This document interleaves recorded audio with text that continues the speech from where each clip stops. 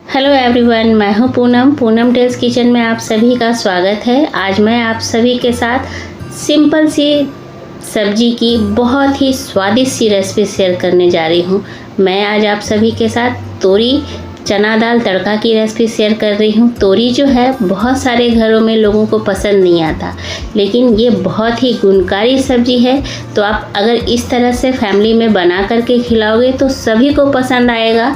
तो उसके लिए मैंने क्या किया है, 1 कप चना दाल लिया है। मैंने यहाँ पे चना दाल का इस्तेमाल किया है। आप चाहें तो मूंग दाल, मसूर दाल, अरहर दाल, जो भी दाल आपको पसंद हो उसका इस्तेमाल कर लीजिएगा। दाल को मैंने 5-6 बार अच्छी तरह से वॉश कर लिया है। अब साफ़ पानी में डाल करके इसे आधे घंटे के लिए छोड़ देंगे। तो यहाँ पे मैंने दाल को धो करके पानी में डाल करके छोड़ दिया है। अब मैंने यहाँ पे 1 किलो तुरई लिया है। इसे बहुत जगह तोरी भी कहते हैं, तुरई भी कहते हैं, नेनुआ भी कहते हैं। हमारे यहाँ इसे नेनुआ कहते हैं। इसके बहुत सारे फ़ायदे होते हैं।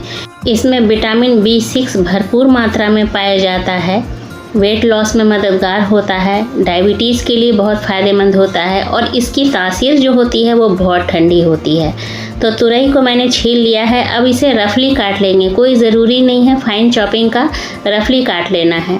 तो ये तासीर जिस सब्जी की ठंडी होती है उसे हमें गर्मी में बहुत इस्तेमाल करना चाहिए। वो हमारे लिए बहुत फ़ायदेमंद होता है। तो यहाँ पे मैंने तुरई को रफली काट लिया है। आप देख सकते हैं इस तरह से मैंने काट लिया है। अब यहाँ पे गैस ऑन करके कुकर गरम होने के लिए चढ़ा देंगे। कुकर हमारा गरम हो गया है। तो यहाँ पे 2 चम्मच मैं सरसों का तेल इस्तेमाल कर रही हूँ। तेल जब डाल देंगे उसके बाद तेल को गरम होने देंगे। उसके बाद दालचीनी का छोटा सा टुकड़ा डाला है मैंने, 1 बड़ी इलायची है, यहाँ पे 4 लौंग है, 2 तेज़पत्ता है, आधा छोटा चम्मच जीरा डाल रही हूँ और 1/4 चम्मच मैंने यहाँ पे हींग डाल दिया। हींग का फ्लेवर बहुत अच्छा आएगा। इसमें से जो भी गरम मसाला आपको पसंद नहीं स्किप कर सकते हैं, या फिर जो पसंद है वो ऐड कर सकते हैं। तो कुछ सेकंड मसालों को भुनने दिया। उसके बाद 2 मीडियम साइज के प्याज को स्लाइस में कट करके, पतले स्लाइस में कट करके डाल दिया है। फ्लेम को मीडियम रखा है। प्याज को हमें तब तक भूनना है जब तक कि प्याज का हल्का सा सुनहरा कलर ना हो जाए। तो यहाँ पे प्याज में हल्का सा सुनहरा कलर आ चुका है, प्याज हमारा भून चुका है।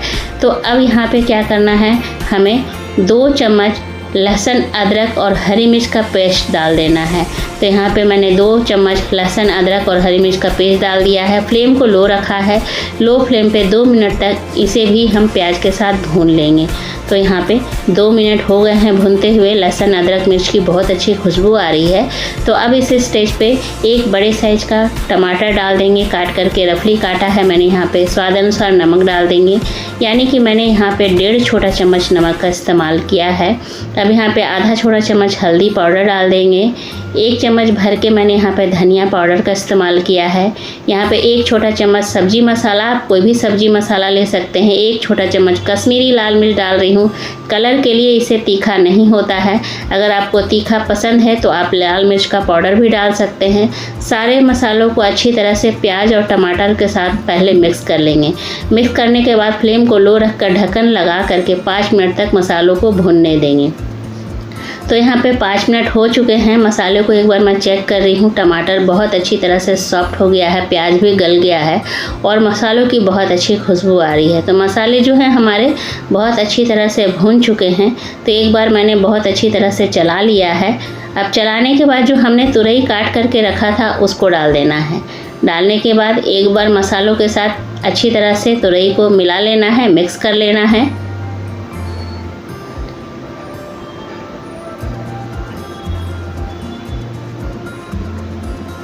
तो मिक्स करने के बाद यहाँ पे ढक्कन लगा देंगे और ढक्कन लगा करके मीडियम फ्लेम पे 5 मिनट तक पकने देंगे।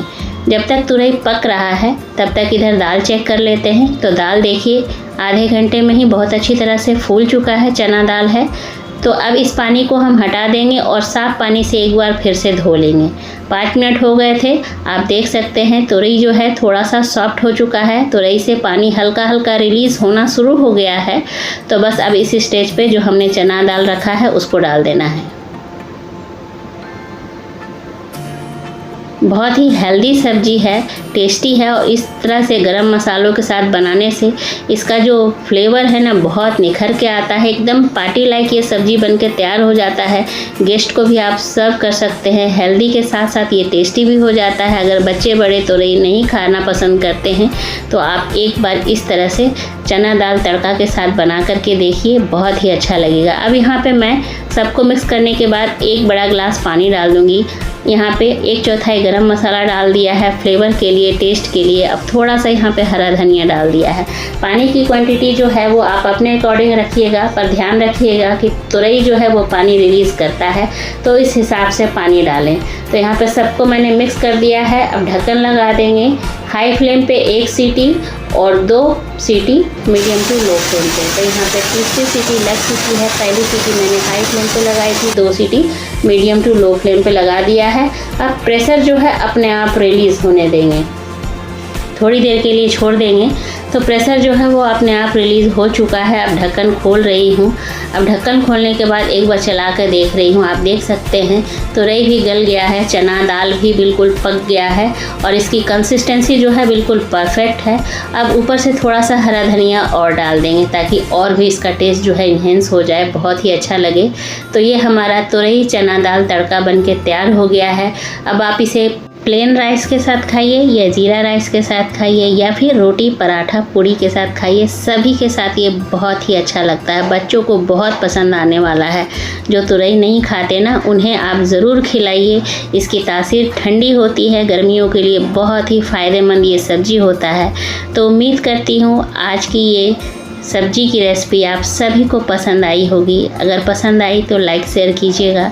चैनल पे अगर आप नए होंगे तो चैनल को ज़रूर से सब्सक्राइब कर लीजिएगा। बेल आइकन को भी प्रेस कर दीजिएगा ताकि आने वाले वीडियो की नोटिफिकेशन आपको सबसे पहले मिले। मिलती हूँ अगले ऐसे ही मज़ेदार हेल्दी चटपटी रेसिपी के साथ। तब तक के लिए take care, bye bye, thanks for watching.